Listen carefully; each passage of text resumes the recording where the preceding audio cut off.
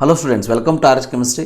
So ನಾನು ನಿನ್ನೆ ಒಂದು ವಿಡಿಯೋವನ್ನು ಮಾಡಿದ್ದೆ, notice for OBC EWS certificate ಅಂತೇಳಿ MCC ರಿಲೀಸ್ ಮಾಡಿರುವಂಥ ಒಂದು ನೋಟಿಫಿಕೇಷನನ್ನು ತೊಗೊಂಡು.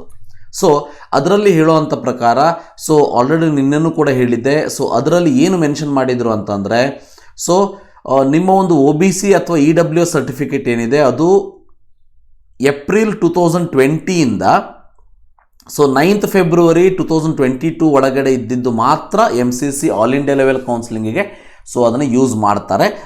ಅದಕ್ಕಿಂತ ಮುಂಚೆ ಮಾಡಿರುವಂಥ ಸರ್ಟಿಫಿಕೇಟ್ ಇದ್ದರೆ ನಿಮಗೆ ಇಲ್ಲಿ ಅಪ್ಲೈ ಆಗೋದಿಲ್ಲ ಅಂಥೇಳಿ. ಸೊ ನಾನು ನಿನ್ನೆ ಅದನ್ನು ಎಕ್ಸ್ಪ್ಲೇನ್ ಮಾಡಬೇಕಾದ್ರೆ in between slip of tongue ಅಂದರೆ ಬಾಯಿ ತಪ್ಪಿನಿಂದ ಒಂದು ಕಡೆ KE ಅಂಥೇಳಿ ಮೆನ್ಷನ್ ಮಾಡಿಬಿಟ್ಟಿದ್ದೀನಿ. So I am extremely sorry for that mistake from my side. Okay, so ಅದು KEದವರಿಗೆ ಸಂಬಂಧ ಇಲ್ಲ. ಸೊ ಭಾಳ ಜನ ವಿದ್ಯಾರ್ಥಿಗಳು ಮೆಸೇಜ್ ಮಾಡಿದರು, ಕಮೆಂಟ್ ಬಾಕ್ಸಲ್ಲೂ ಕೂಡ ಕೇಳಿದರು. ಸೊ ಏನಂತಂದರೆ, ಸರ್ KE ಅಂಡರ್ ನಾವೇನಾದರೂ OBC ಸರ್ಟಿಫಿಕೇಟನ್ನು ಏಪ್ರಿಲ್ ಮೇಲ್ಗಡೆ ಮಾಡ್ಕೊಳ್ಬೇಕು ಅಂತ ಹೋದಾಗ 5 years ಅದಕ್ಕೆ ವ್ಯಾಲಿಡಿಟಿ ಇದೆ. ಆದ್ದರಿಂದ 5 years ಆದಮೇಲೆ ಅದನ್ನು ಚೇಂಜ್ ಮಾಡ್ಕೊಳ್ಳೋದಕ್ಕೆ ಬರ್ತದೆ, ಇಲ್ಲ ಅಂದ್ರೆ ಮಾಡ್ಕೊಳ್ಳೋದಕ್ಕೆ ಬರೋದಿಲ್ಲ ಅಂಥೇಳಿ ಸೊ ಅಲ್ಲಿ ತಹಶೀಲ್ದಾರ್ ಆಫೀಸಲ್ಲಿ ಹೇಳ್ತಾ ಇದ್ದಾರೆ ಅಂತ ಹೇಳಿದರು. ಹೌದು, ಅದು 100% ಟ್ರೂ ಮೈ ಡಿಯರ್ ಸ್ಟೂಡೆಂಟ್ಸ್, ಗೊತ್ತಿರಲಿ. ಸೊ ನಿಮ್ಮ KES 85% ಸ್ಟೇಟ್ ಕೋಟಾಗೆ ನಿಮ್ಮ ಹತ್ರ ಯಾವ ಒಂದು OBC ಅಂತಂದರೆ OBCಯಲ್ಲಿ ನಮಗೆ ಅಪ್ಲೈ ಆಗೋದಿಲ್ಲ, ಹೌದಾ? OBCಯನ್ನು ನಾವು 2A 2B 3A 3B 1A 1B ಅಂತಲೇ ಕರೆದು ಬಿಡ್ತೀವಿ. ಅದು ಯಾವ ಕಾಸ್ಟ್ ಸರ್ಟಿಫಿಕೇಟ್ ಇದೆ ಅದನ್ನು ನೀವು ಯೂಸ್ ಮಾಡ್ಕೊಳ್ಳಿ. ಸೊ ಅದಕ್ಕೆ ಎಕ್ಸ್ಪೈರಿ ಡೇಟನ್ನು ನೋಡಿ, ಒಟ್ಟಿನಲ್ಲಿ ಅದು ನಿಮ್ಮ ಕೌನ್ಸಿಲಿಂಗ್ ಸಮಯದಲ್ಲಿ ಎಕ್ಸ್ಪೈರ್ ಆಗಿರಬಾರ್ದು ಅಷ್ಟೇ. ಸೊ ಎಕ್ಸ್ಪೈರಿ ಡೇಟ್ ಒಂದು ಆಗಿರಬಾರ್ದು, ಅದನ್ನು ಬಿಟ್ಟರೆ ಉಳಿದಿರೋದೆಲ್ಲದೂ ಕೂಡ ನಿಮಗೆ ಅಪ್ಲೈ ಆಗ್ತದೆ. ಅಂದರೆ ಸೊ 85% ಸ್ಟೇಟ್ ಕೋಟಾಗೆ ಮಾತ್ರ ಅದು ನೀವು ಇಷ್ಟು ದಿವಸದೊಳಗೆ ಮಾಡಿಸ್ಬೇಕು, ಅಥವಾ ಏಪ್ರಿಲ್ 2020ಕ್ಕಿಂತ ಮುಂಚೆನೇ ಆದಮೇಲೆ ಇರಬೇಕು, ಇವು ಯಾವುದೂ ರೀತಿ ಕಂಡೀಷನ್ ಇಲ್ಲ. ಒಟ್ಟಿನಲ್ಲಿ ಎಕ್ಸ್ಪೈರ್ ಆಗಿರಬಾರ್ದು, 5 years ಎಕ್ಸ್ಪೈರಿ ಡೇಟ್ ಇರುವಂತಹ ಒಂದು ನಿಮ್ಮ ಕಾಸ್ಟ್ ಸರ್ಟಿಫಿಕೇಟ್ ನಿಮ್ಮ ಹತ್ರ ಇರಬೇಕು.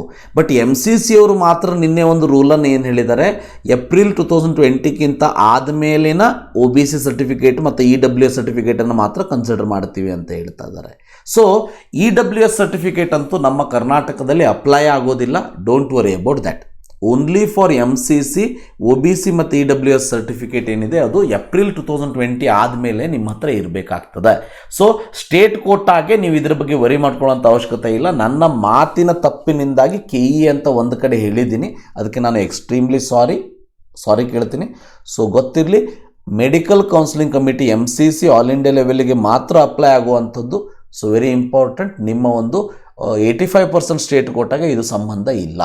ಓಕೆ, ನೋಡೋಣಂತೆ 85% ಸ್ಟೇಟ್ ಕೋಟಾ ಅಟ್ಲೀಸ್ಟ್ ಇವತ್ತಾದ್ರೂ ನೋಟಿಫಿಕೇಷನ್ ಕೊಡಬೇಕು. ಅವರು ಇನ್ನೇನು ಎದ್ದಿಲ್ಲ, ಇನ್ನೂ ಮಲ್ಕೊಂಡಿರ್ಬೇಕಂತ ಅನ್ನಿಸ್ತಾ ಇದೆ ನನಗೆ.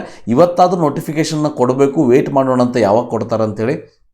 ಅದ್ರ ಜೊತೆಗೆ ಇನ್ನೊಂದು ಇಂಪಾರ್ಟೆಂಟ್ ಪಾಯಿಂಟ್ ಅಂದರೆ, MCCಯಲ್ಲಿ ನಾನು ನಿನ್ನೆ ಒಂದು ವಿಡಿಯೋವನ್ನು ಮಾಡಿದ್ದೆ, ಪ್ರೊವಿಷನಲ್ ರಿಸಲ್ಟನ್ನು ಅನೌನ್ಸ್ ಮಾಡಿದ್ದಾರೆ ಅಂಥೇಳಿ. ಅದನ್ನು ಮಾಡಿದ ತಕ್ಷಣ ಸೊ MCCಯಲ್ಲಿ ಹೋಗಿ ನೋಡಿದರೆ ಅದು ಇಲ್ಲವೇ ಇಲ್ಲಾಗಿತ್ತು, ಅದನ್ನು ಡಿಲೀಟ್ ಮಾಡಿಬಿಟ್ಟಿದ್ರು. ಸೊ ಯಾಕೆ ಅದನ್ನು ಡಿಲೀಟ್ ಮಾಡಿದ್ದೀವಿ ಅಂತ ಅನ್ನೋದನ್ನು ಕೂಡ ಇಲ್ಲಿ ಒಂದು ನೋಟಿಸನ್ನು ಕೊಟ್ಟಿದ್ದಾರೆ, ಇಲ್ಲಿ ನೋಡ್ಬೋದು. ಸೊ ಒಂದು ಕೇಸ್ ಹೈಕೋರ್ಟ್ ಆಫ್ ಮದ್ರಾಸಲ್ಲಿ ಇದೆ. ಓಕೆ, ಸೊ ಇಲ್ಲಿ ನೋಡ್ಬೋದು, the provisional result of round 1 has been pulled down due to the hearing held on 27/1/2022 in WP of 2022 in the matter of ಯಾವುದೋ ಒಂದು so and so ಏನೋ Gidla Bala Surya Chandra and others versus UOI and ORS before the honourable high court of judicature at Madras ಅಂತ ಇದೆ.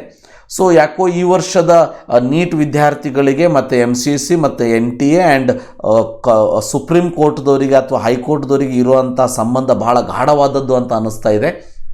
ಯಾಕೋ ಅಲ್ಲೇ ಅದು ಸುತ್ತುವರಿತಾ ಇದೆ.